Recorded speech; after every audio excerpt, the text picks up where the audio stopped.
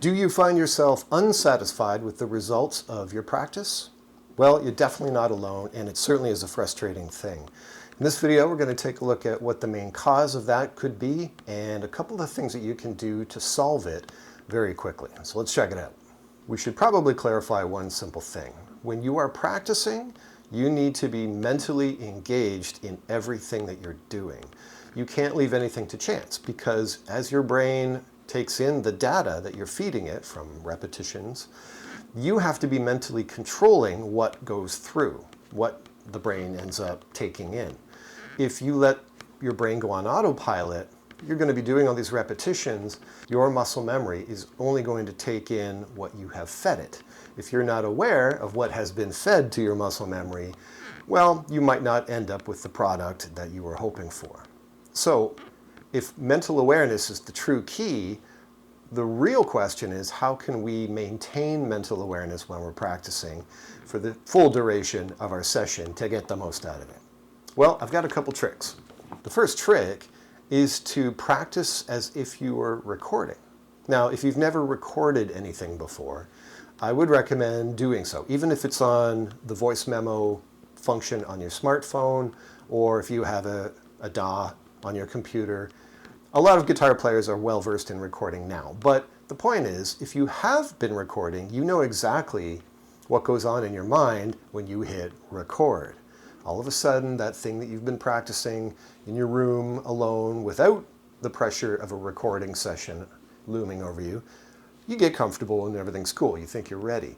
But as soon as you hit record, sometimes it all falls apart just due to that aspect. Well, what if you were to practice as if you were recording? Here's a scenario you might suggest to yourself. Imagine your favorite band emailed you and said, hey, I need you to record your next practice session and send it to us because we're going to put everything on our new album. We don't care how fast it is, just make sure that everything is of quality because it's going on the album. Now, how would you practice your next practice session if that was the email you would receive? You would be practicing with an extreme amount of control and care because it's going on your favorite band's album, right?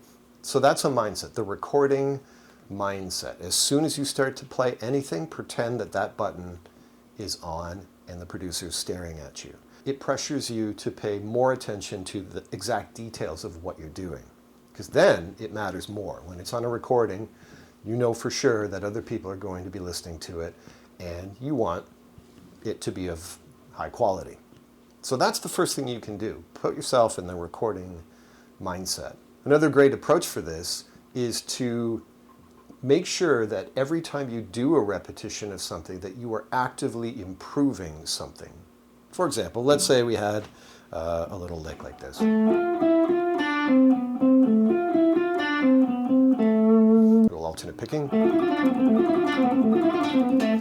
What if every time I do a repetition of it, I actively try to improve one aspect of it? Let's see what that might look like. Okay, the accents are there. Oh, see, little slop there.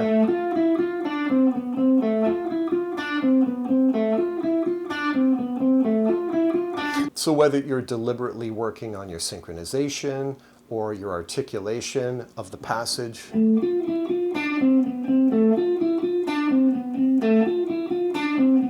like there, I'm really making sure I'm accenting notes 1 and 5. Ah, there, I heard a little bit of something I didn't like. And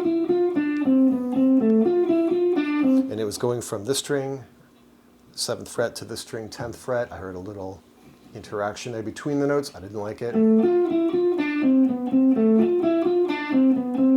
What's going on here is quality control. Now, you should be doing that anyway, but it's very easy to get lost with it or drop the ball and start thinking about what you're going to have for dinner or what your friend said at lunch the other day or whatever.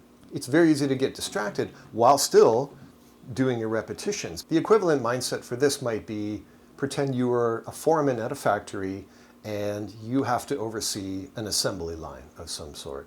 And your job is to make sure that no parts are faulty as they go down the conveyor belt. You're making sure that everything is of quality. That's kind of the mindset. And that is going to help you greatly as well. You're doing the repetitions, but you're making sure that you're always getting better at it every repetition. So will those repetitions have to be slower? Probably, but that's okay. It's all about the information you're feeding your hands. You will increase your speed over time. As you get better and more efficient, yes, your tempo can come up, and you still have to exercise that quality control though. So those are the two main things that I put myself through whenever I'm working on something that requires some learning, whether it's a new part or a part I'm already well aware of how to play, but I want to get better at it. It's all about that attention to detail. And basically, you're just trying to prevent mindless noodling, mindless playing, mindless practice, because that is where you're probably going to see diminishing returns. You could put a lot of time in, but as long as you're not actively monitoring things, you're going to end up with a product you're not super happy with day in and day out. So check out these ideas. Let me know if there's anything that you use to get yourself into the right mindset for practice. I would be very curious to hear that. So hit me up in the comments, and I will see you in the next video.